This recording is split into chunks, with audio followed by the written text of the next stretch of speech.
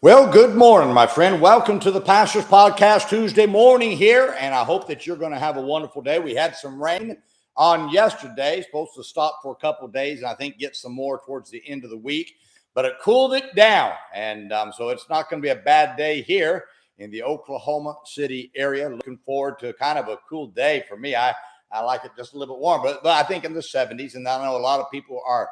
It's a good reprieve from the triple digits just a couple of weeks ago. But I hope that you're having a wonderful day. Hope you had a good start to the week on yesterday. And despite the rain last night, man, what a great crowd of people coming out for soul winning.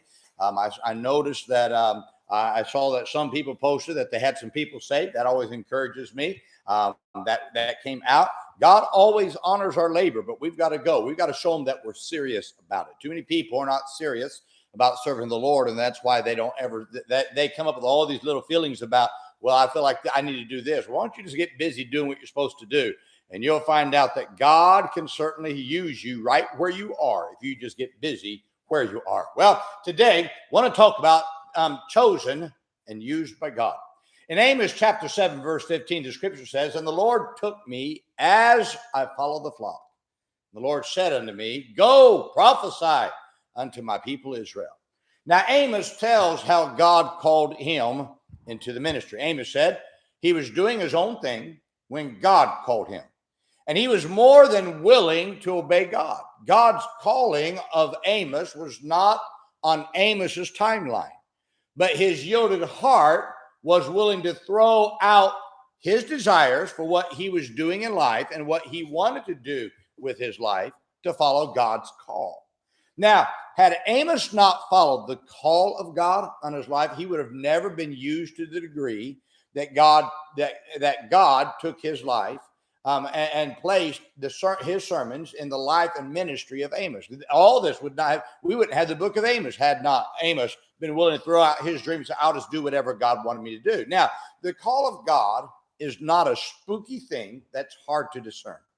I've heard preachers make the statement, you must know that God is calling you if you are surrendered to be a preacher. Now, this sounds wonderful. It sounds spiritual. But when you ask these preachers, how do you know that God called you? They can never tell you.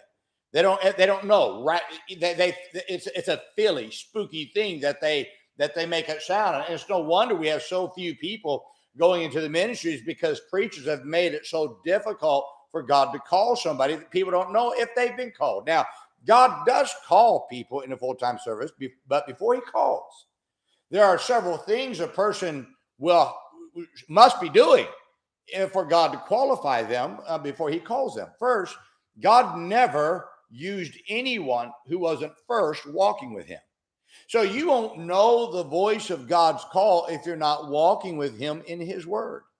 And if you're not praying every day, you're not going to know the voice of God. Amos knew it was God calling him because he was already walking with God in the scriptures.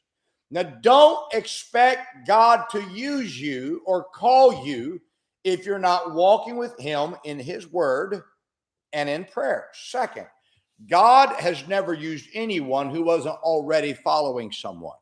So Amos said the Lord took him as he followed. Notice, God cannot use people who are not following. If a person is unwilling to follow their man of God, they won't follow God when he wants them to do something. Following is a character trait that is necessary to establish before God can use anyone. If you cannot follow, God cannot use you. Third, God has never used anyone who wasn't already working. So Amos was working when God called him.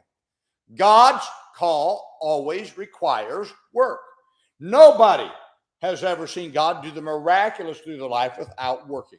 So you can sit and wait for God to use you, but you'll be sitting and waiting for the rest of your life because God doesn't use sitters, he uses workers. Fourth, God never used anyone who wasn't obedient.